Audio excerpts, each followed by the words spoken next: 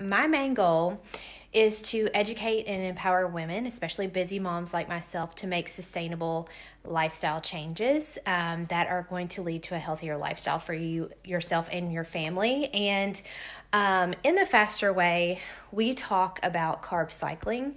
We do a variation between lower carb and regular carb days. And one of the things that we focus on low carb days is increasing our healthy fats. But it's important to note that when you are doing a low carb lifestyle, or if you are practicing carb cycling, that not all fats are created equal, but also that fat is not the enemy. Fat does not make you fat, and eating the right types of fats is more important than necessarily how much fat you consume.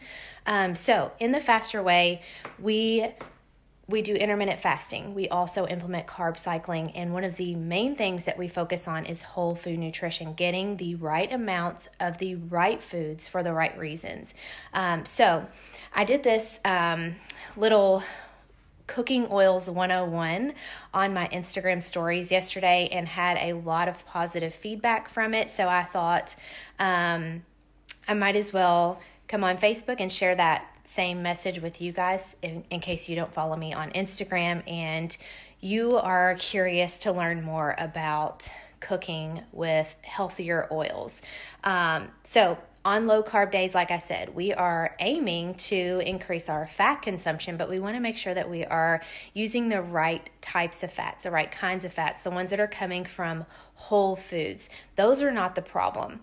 Fat is not the problem whenever you're eating fats that are found in whole foods. So if it has a mother or comes from the ground, those are whole foods and they're fair game.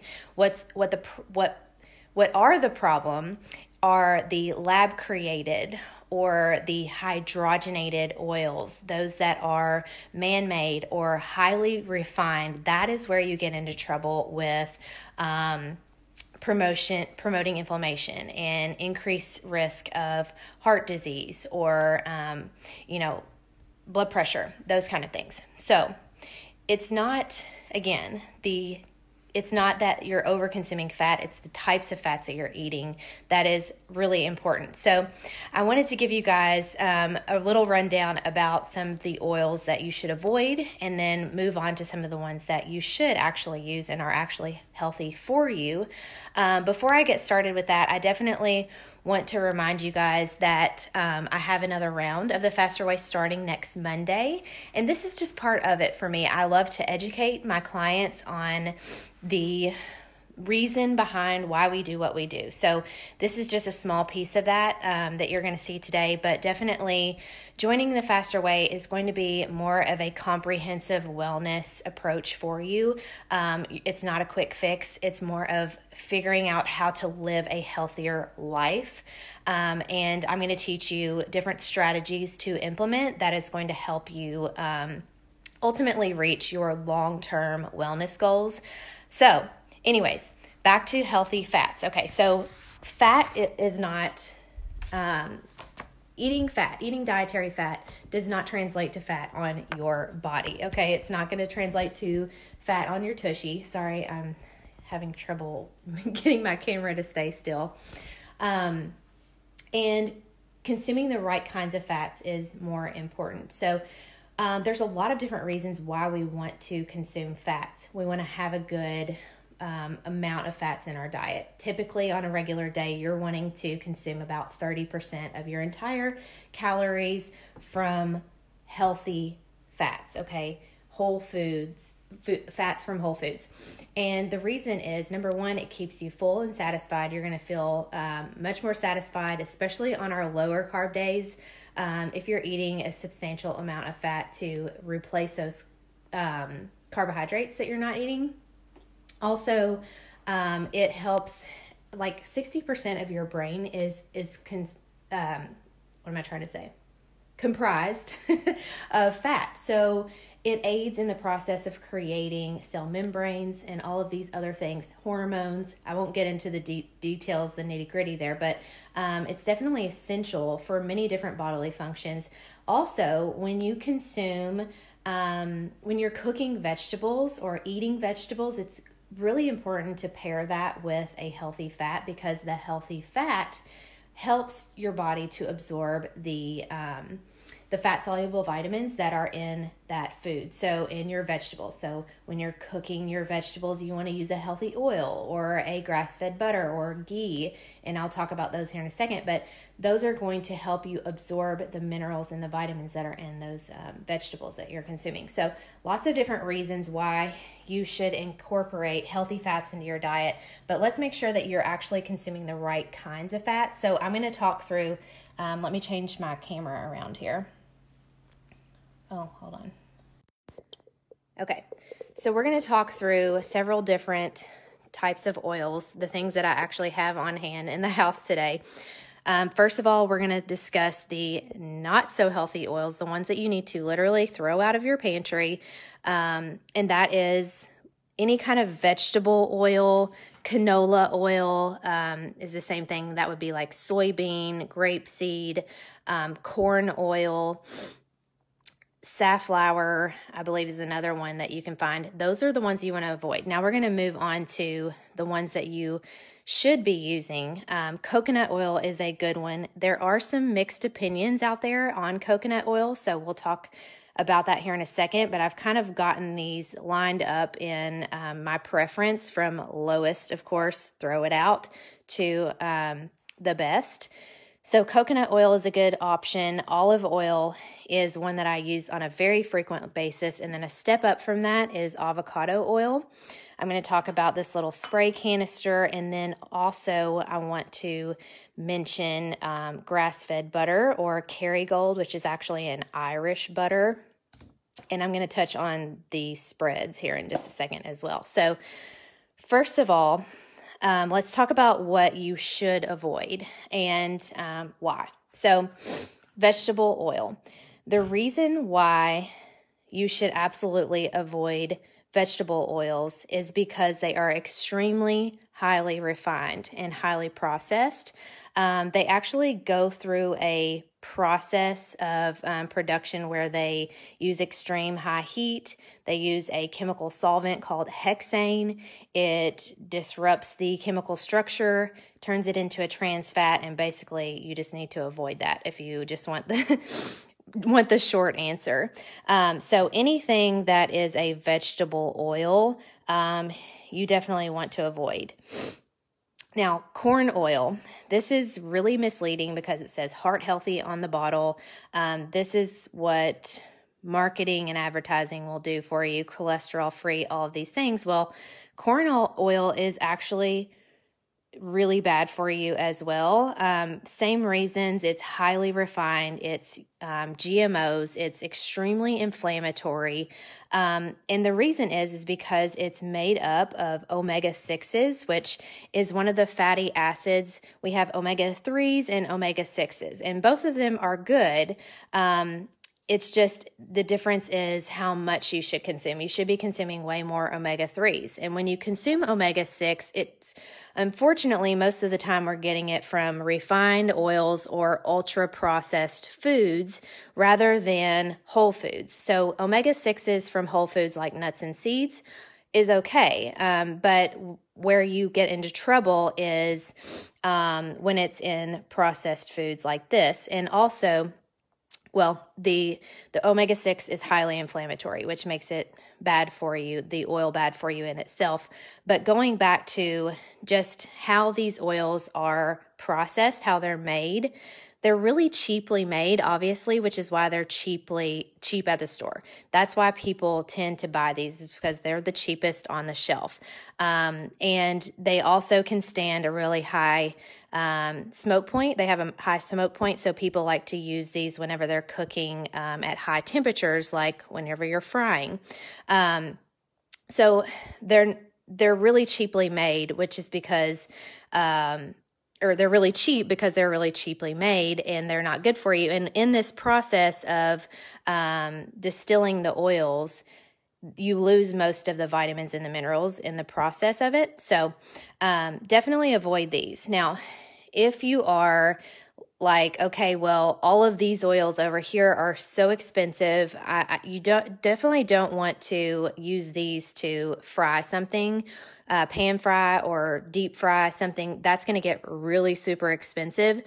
So the best option when it comes to these types of vegetable oils is to use an expeller pressed, which you can find at the store. It's definitely going to be a step up from this. It's not going to be as cheap because it's a lot less refined. So it's going to be a little bit better for you. So honestly, you just need to get rid of these completely. Next thing is coconut oil. Now, again, like I said, there's going to be some mixed opinions about coconut oil. I'm not sure that the research really is out there to suggest one opinion or the other, and I'm continuing to do research on this. So if you have an opinion one way or the other about using coconut oil to cook, I would love your opinion. So go ahead. I just opened up that can of worms. But here's the thing. Whenever you are using coconut oil, it's really high in lauric acid, which is going to help increase your good cholesterol and lower your bad cholesterol. So it's a good one to choose. It's not going to be my favorite. I'm going to move on to my favorites here in a second, but this one is good. However, you need to make sure that you're getting the highest quality coconut oil. Virgin basically means that it's generally unprocessed, so there's not going to be any bleaching involved, deodorizing, refining, that kind of thing.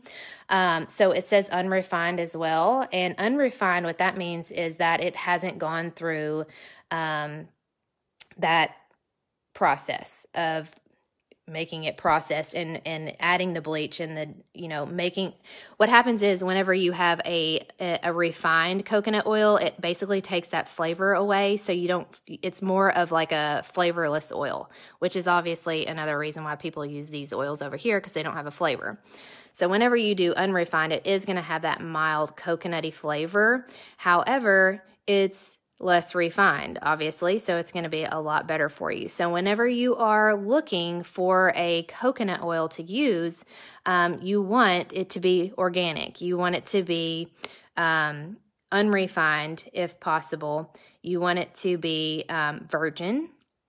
So that's my take on coconut oil. I use this probably the least amount out of all of these I'm going to show you, but this is an option for you. It has a relatively high smoke point of 350 degrees approximately, so you can use it for high heat cooking, although I don't recommend this over what I'm getting ready to show you, so take that for what it's worth. Okay, moving on. Olive oil. Now, olive oil has a slightly lower smoke point, so 320-ish, maybe 350, and this is definitely good for dressings. I use olive oil on my salads, also avocado oil as well, but it's good if it's used cold for like dressings or used just raw rather than cooking. You can still cook with it. It's okay. I use it a lot to cook with actually, but I also use it mostly for salad dressings, making my own salad dressings, pairing it with a vinegar or something like that. So with olive oil, you're going to get, it's a mono unsaturated fat, which makes it really good for you and also stable at high heat, like I said. And it also helps to raise your HDL, which is the good cholesterol, and lower your LDL, which is the bad cholesterol. So you want to, whenever you are looking for an olive oil, you want to choose an extra virgin olive oil because there's going to be more nutrients and it's less refined and it's also going to taste better. So that's my next one. Organic, cold pressed, extra virgin olive oil would be top notch. Okay, moving on is avocado oil, and this is one I probably use most often. Now, this one is going to have an even better smoke point. So even higher smoke point, 520 degrees. So definitely better for high heat cooking as opposed to the olive oil or coconut oil. And this is anti-inflammatory because it's made straight from pure avocados. And that definitely prevents heart disease and helps to lower your blood pressure. So this is probably my most favorite and the one that I would use the most often. You can use it it's flavorless, basically flavorless. So you can use it on your salads. You can use it raw or cold, like I said, or you can also use it when you are cooking. The next one, this is one I wanted to show you, is when you're using cooking sprays. You need to avoid the vegetable oils, the canola oils, I can't believe it's not butter spray, whatever that is. Definitely looking at the ingredients is a huge, very important thing to do. So it says ingredients, avocado oil. If it says anything else, that's a problem because it's supposed to just be 100% avocado oil. And then this says chemical free.